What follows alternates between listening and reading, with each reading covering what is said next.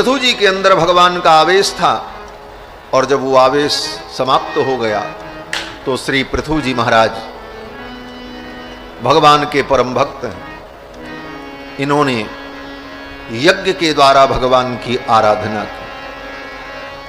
राजाओं का यही धर्म है कि यज्ञ के द्वारा भगवान की आराधना करें, क्योंकि उनको भगवान ने सामर्थ्य दिया है। साधारण व्यक्ति तो जप तप करे, माला जपे, व्रत करे, पूजा करे, और राजा लोग बोले राजा को भगवान ने सब कुछ दिया है, संपत्ति है, वैभव है, वो बड़े बड़े यज्ञ करें और यज्ञ के द्वारा यज्ञ पुरुष की आराधना करें। तो महाराज पृथु ने संकल्प किया मैं 100 अश्वमेध यज्ञ करूंगा, और 100 अश्वमेध यज्ञ करने वाला ही इंद्र पद को प्राप्त करता है। जो 100 अश्वमेध यज्ञ पूर्ण कर लेता है उसी को इंद्र का पद प्राप्त होता है, वो स्वर्ग का राजा बनता है। महाराज पृथु ने जब यज्ञ प्रारंभ किया, 99 अश्वमेध यज्ञ इनके हो गए। अंतिम 100वां अश्वमेध यज्ञ जब प्रारंभ हुआ तो इंद्र को घबराहट हो गई, अब तो मेरा पद चला जाएगा। 100 यज्ञ होते ही ये मेरे स्वर्ग के इंद्र पद के अधिकारी हो जाएंगे, मेरा पद चला जाएगा। तो इंद्र ने क्या किया? बोले इंद्र ने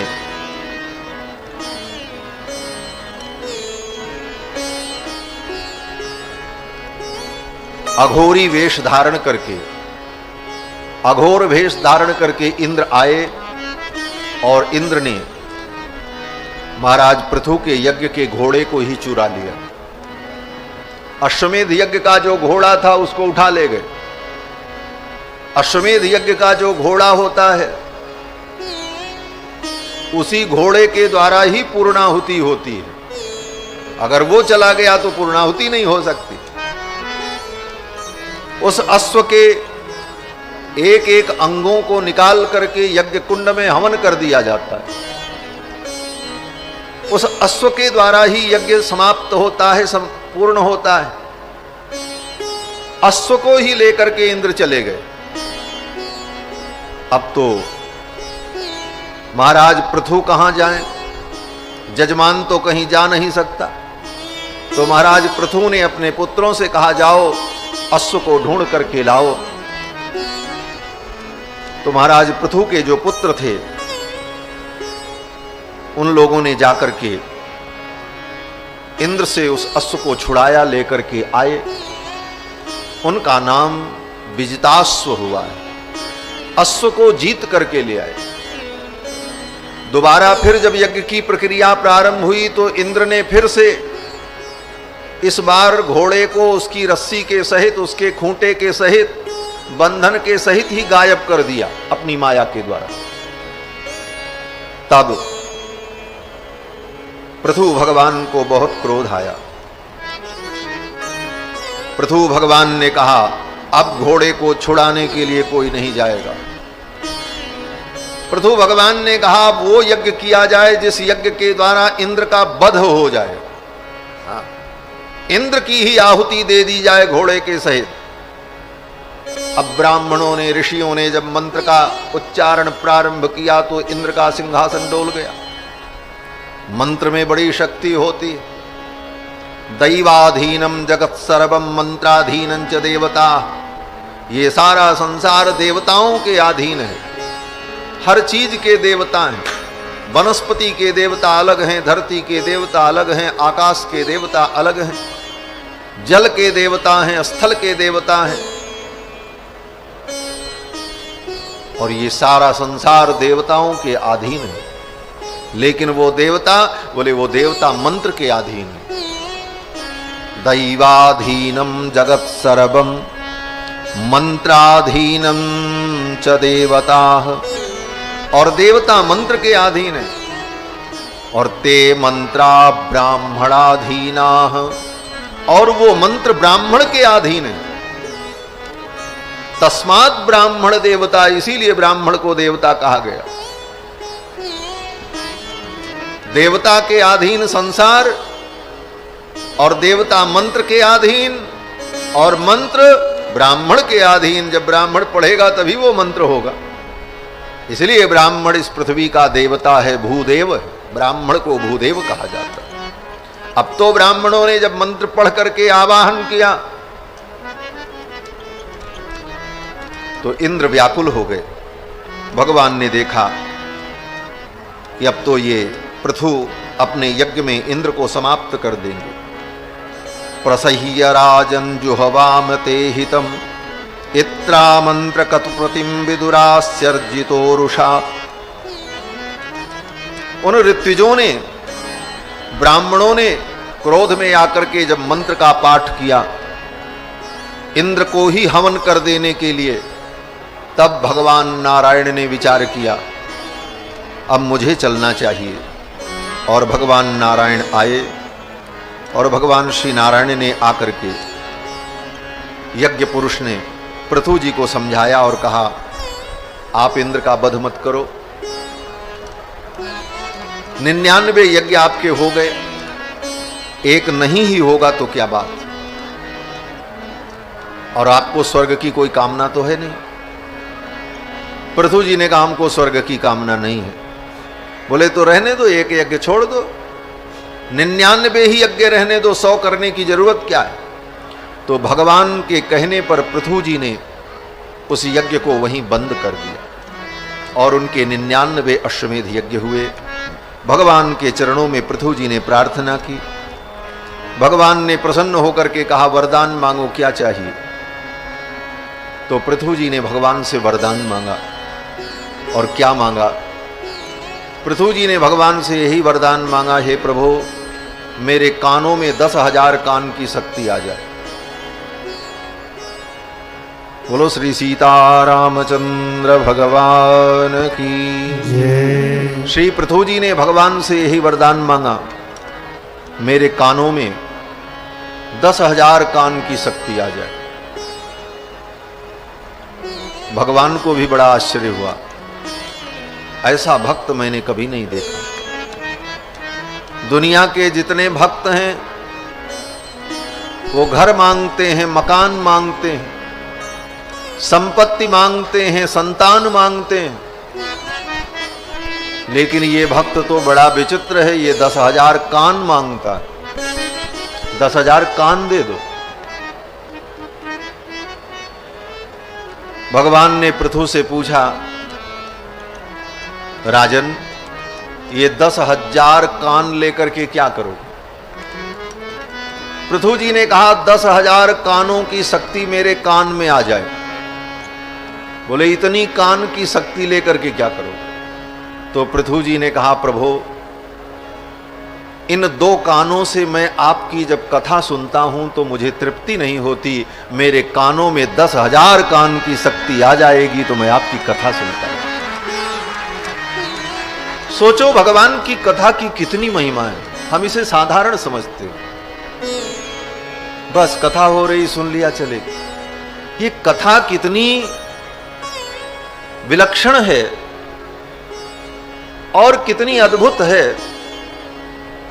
इस कथा के प्रति हमारा क्या भाव होना चाहिए, ये पृथु जी से हमें शिक्षा ग्रहण करनी चाहिए। साक्षात भगवान सामने खड़े हैं और भगवान कहते मांगो क्या चाहिए। तो पृथु मांग सकते थे प्रभु मुझे आपका वैकुंठ मिल जाए, मैं आपके वैकुंठ में वास करूं। लेकिन पृथु जी ने कहा नहीं प्रभु मेरे कानों में 10,000 कान की शक्ति आ जाए जिससे मैं निरंतर आपकी कथा सुनता रहूं।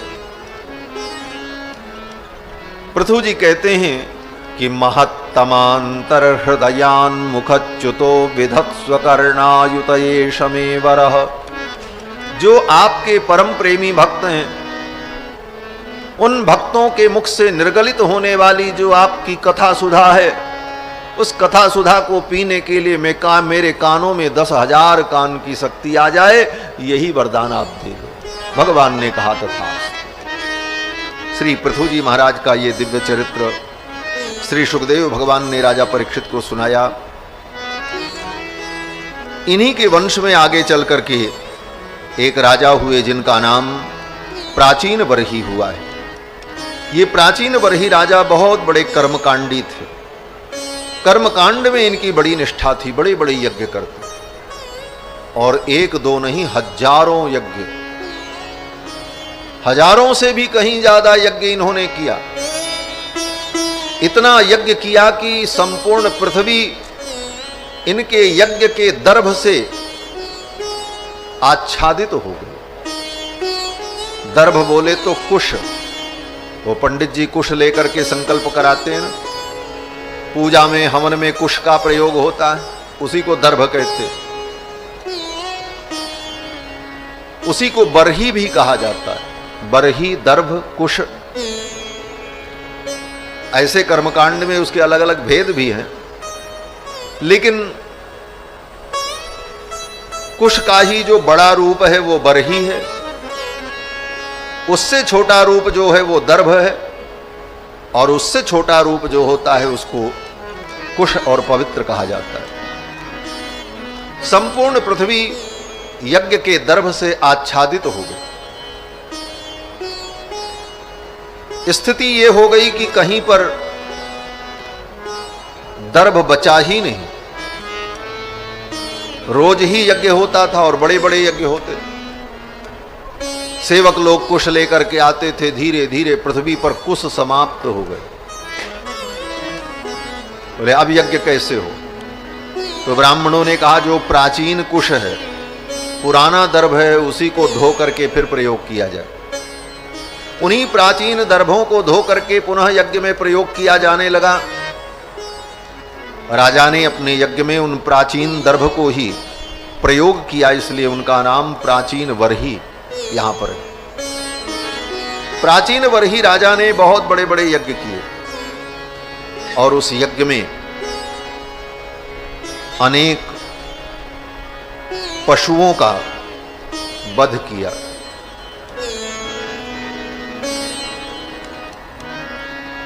बहुत से यज्ञ ऐसे हैं जिन यज्ञों में पशु की हिंसा अनिवार्य होती है।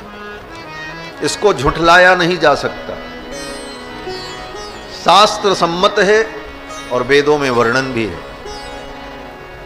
अब जो लोग वेद से अनभिज्ञ हैं, परंपरा वेदों का अध्ययन नहीं किया, वो कहते हैं ये सब बाद में मिला दिया गया, प्रक्षिप्त है। परंतु ऐसा नहीं है। बहुत से ऐसे यज्ञ हैं जिन यज्ञों में पशु का प्रयोग किया जाता है।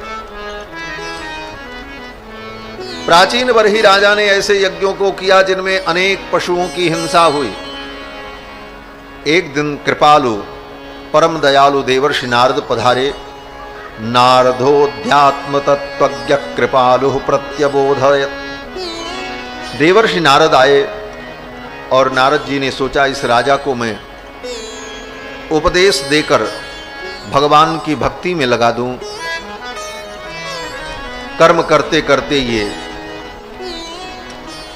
पवित्र हो चुका है, अनेक यज्ञ इसने किया है, अब ये भगवान की भक्ति में लग जाए।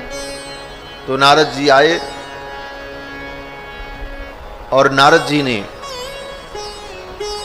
प्राचीन बरही राजा से कहा, राजन तुमने बहुत यज्ञ किया, अब इन यज्ञों को तुम बंद कर दो और तुम भगवान की भक्ति करो, तत्व ज्ञान प्राप्त करो। तत्व ज्ञान क्या है? बोले तत्व ज्ञान वेदांत, जिसे उपनिषद कहा जाता है। उपनिषद में ब्रह्म तत्व का निरूपण किया जाता है, और ब्रह्म तत्व को समझने और जानने की और प्राप्त करने की इच्छा कब उत्पन्न होगी? तो वेदांत कहता है परीक्ष लोकान कर्मचितान ब्राह्मणो निर्वेदमायात नास्त्यकृतकृतेन। परीक्ष लोकान कर्मचितान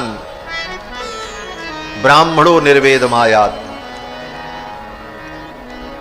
हम संसार में जो कर्म करते हैं उन कर्मों का जो फल होता है वो फल एक दिन नष्ट हो जाता है। कोई भी कर्म हो, कर्म से उत्पन्न होने वाला फल अस्थाई नहीं होता, नाशवान होता है। चाहे जो कर्म हो, आप खेती करो, खेती भी एक कर्म है, और खेती कर्म किया तो अन्न उत्पन्न हुआ, लेकिन क्या वो अन्न अब सदा के लिए उत्पन्न हुआ है?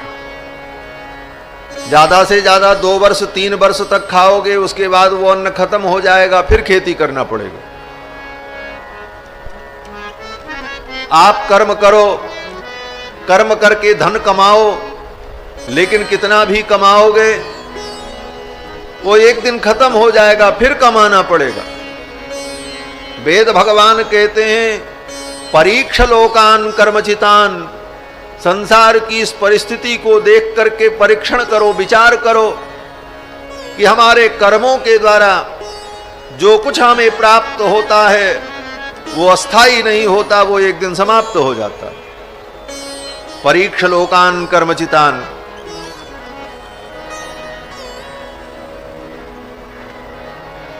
आगे जो माता जी हैं थोड़ा बैठ जाएं, इनको बैठा दीजिए।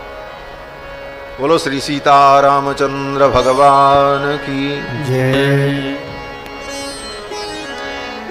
परीक्ष लोकान कर्मचितान ब्राह्मणो निर्वेद मायात नास्त कृतकृतेन।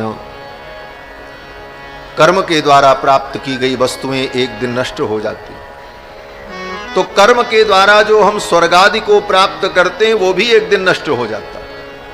केवल इसी लोक में नहीं, परलोक में भी पुण्य करके हम स्वर्ग प्राप्त करते हैं, और उस पुण्य के समाप्त होने पर हमारा स्वर्ग भी हमसे छिन जाता है। लोग कहते हैं हमारे पिताजी स्वर्गीय हो गए, माताजी स्वर्गीय हो गए, लेकिन स्वर्ग भी अस्थाई नहीं। पुण्य के बदले में हमें स्वर्ग मिलता है, और पुण्य एक दिन समाप्त हो जाता है। श्रीमद् भगवद गीता में भगवान कहते हैं कि क्षीणे पुण्ये मर्त्य लोकम विशंति।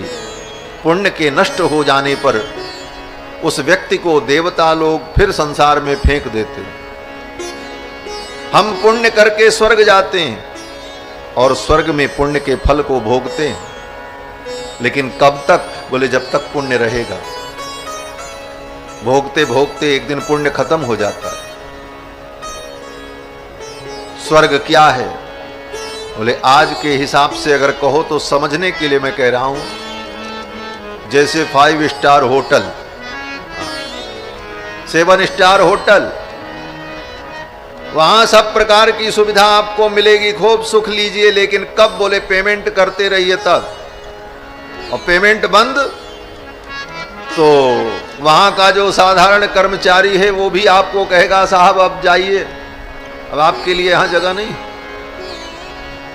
उसी प्रकार पुण्य का पेमेंट करके जीव स्वर्ग के सुख को भोगता है।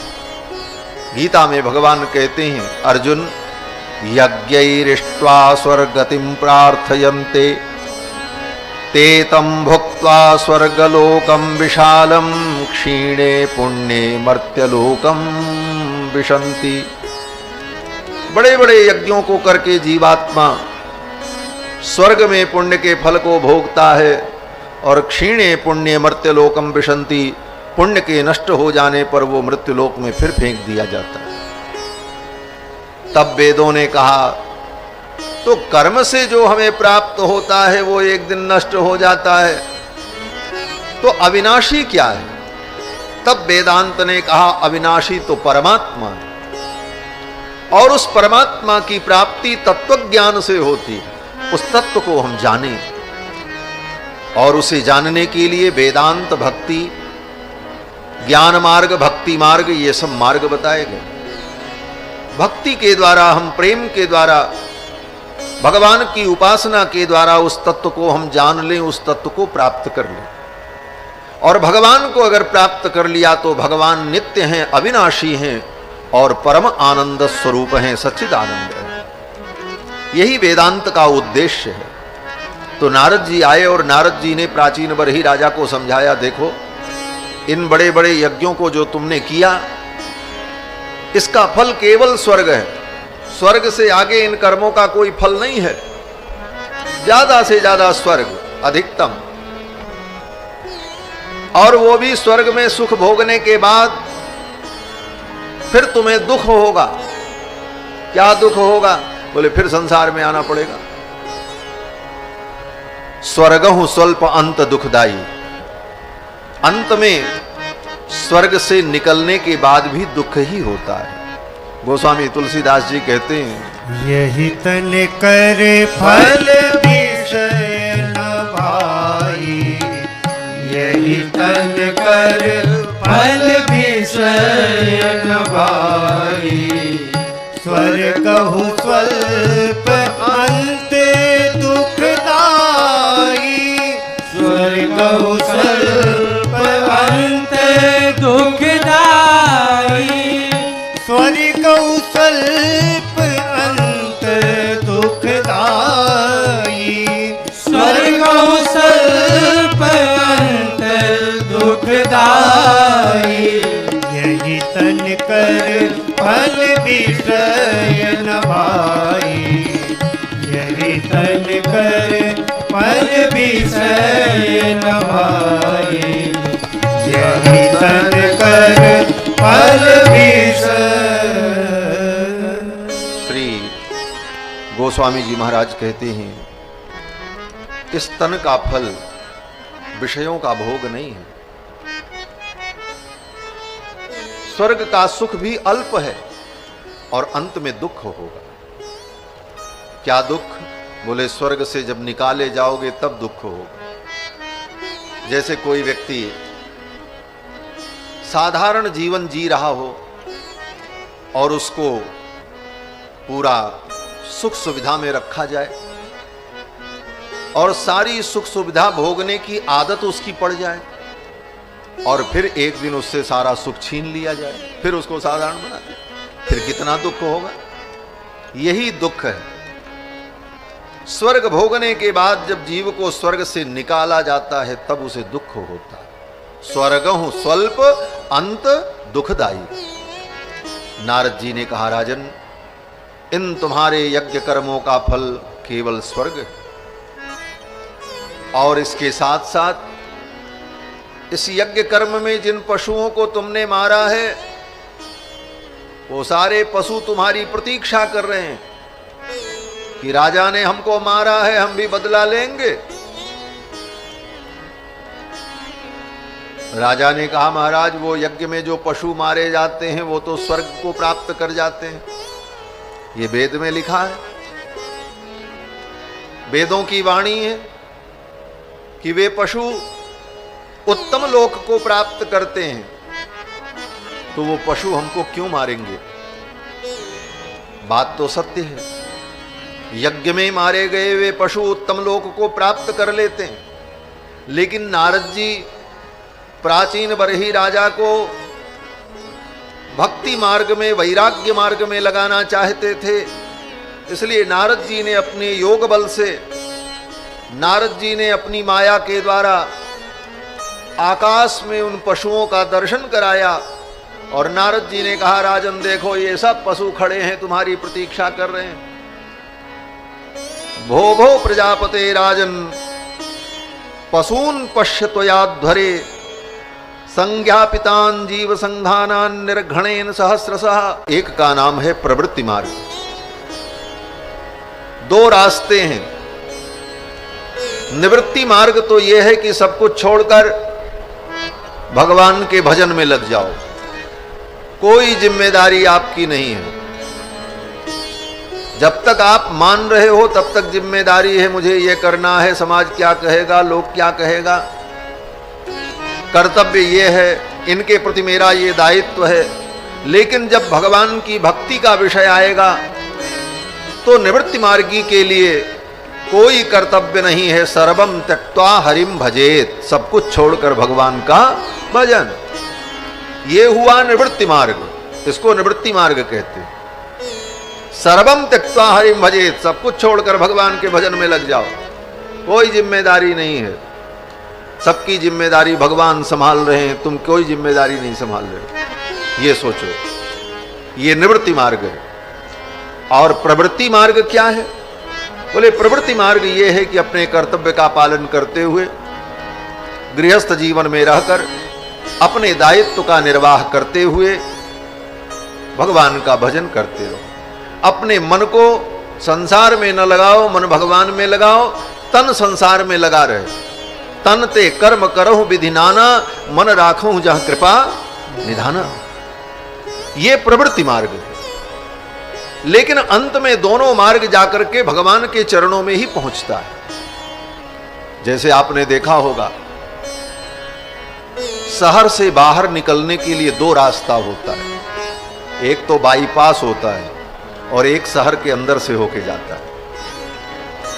आगे जाकर के दोनों रास्ते मिल जाते हैं, एक बाईपास, एक शहर के अंदर से जाने वाला रास्ता, दोनों जाकर के आगे मिल जाते हैं।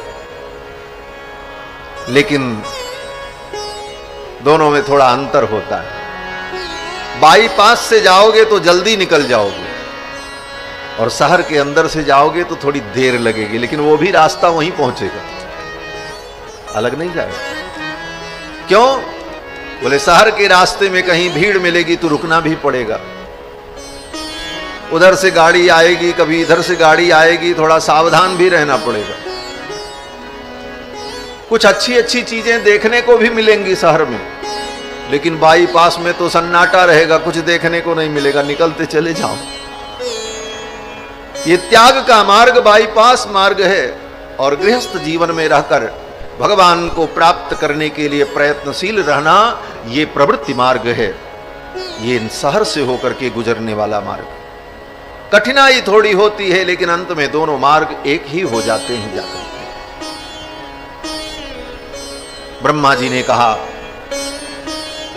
पुत्र जाओ, गृहस्थ जीवन में रह करके तुम भगवान की उपासना करो। ब्रह्मा जी की बात मान करके प्रियव्रत आए और गृहस्थ जीवन में प्रवेश किया।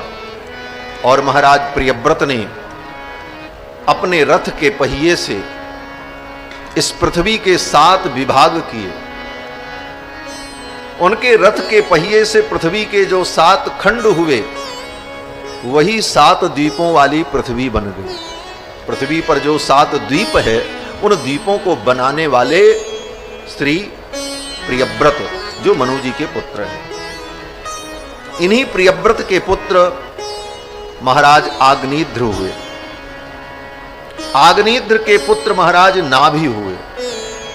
महाराज नाभि बड़े धर्मात्मा। इनकी पत्नी का नाम मेरु देवी। महाराज नाभि ने पुत्र की प्राप्ति के लिए यज्ञ किया।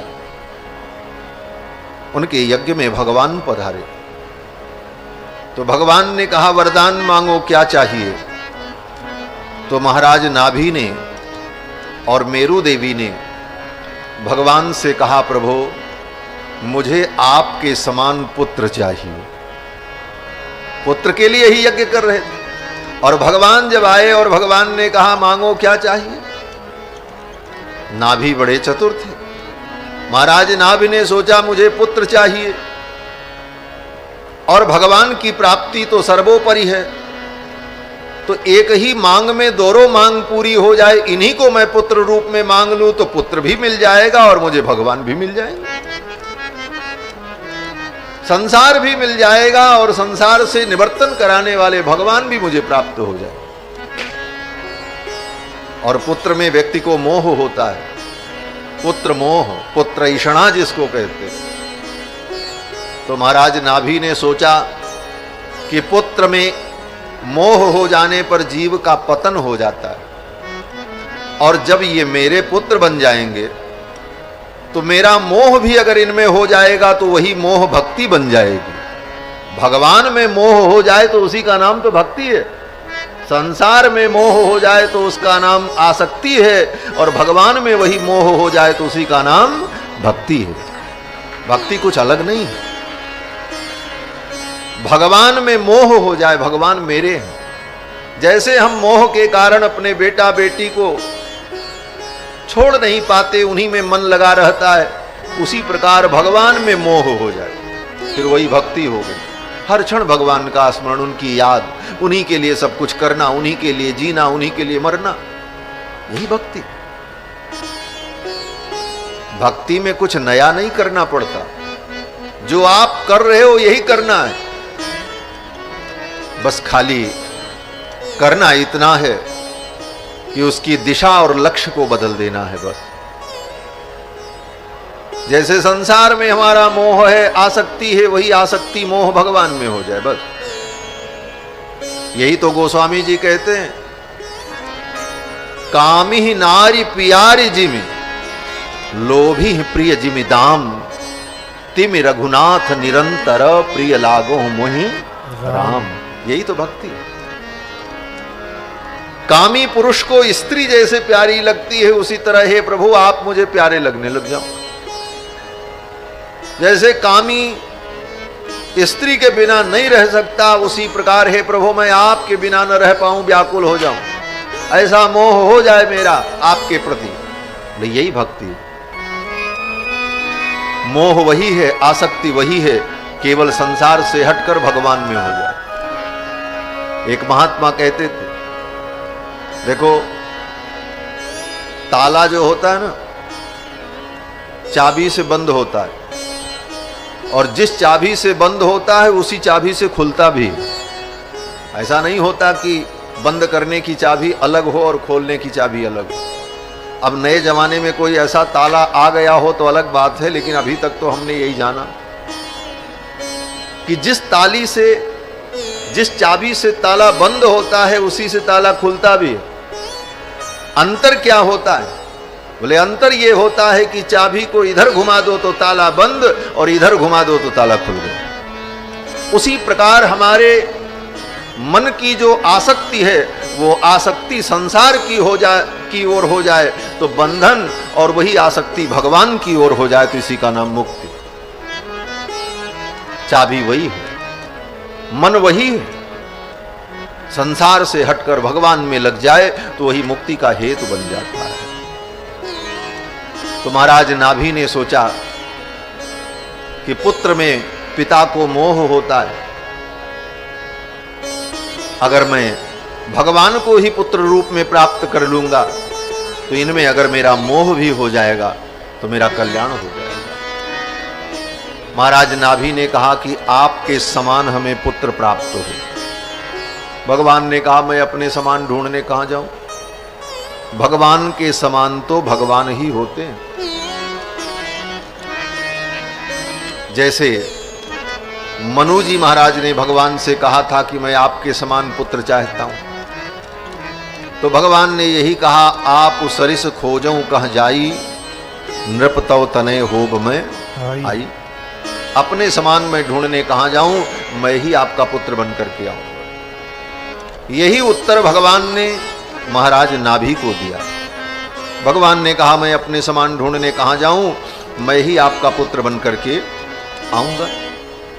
और भगवान ही महाराज नाभि की पत्नी मेरू देवी के गर्भ में आए, और 10 महीना व्यतीत होने पर मेरू देवी ने सुंदर पुत्र को जन्म दिया। भगवान का अवतार हुआ, भगवान श्री ऋषभ देव प्रकट हुए। बोलो श्री ऋषभ देव भगवान की जय। मनु जी के पुत्र प्रियव्रत के वंश में भगवान ऋषभ देव का अवतार हुआ, और ऋषभ देव भगवान जब प्रकट हुए तो इंद्र ने इनसे प्रतिस्पर्धा की। तस्य हीन्द्र स्पर्धमानो भगवान वर्षे न बवर्ष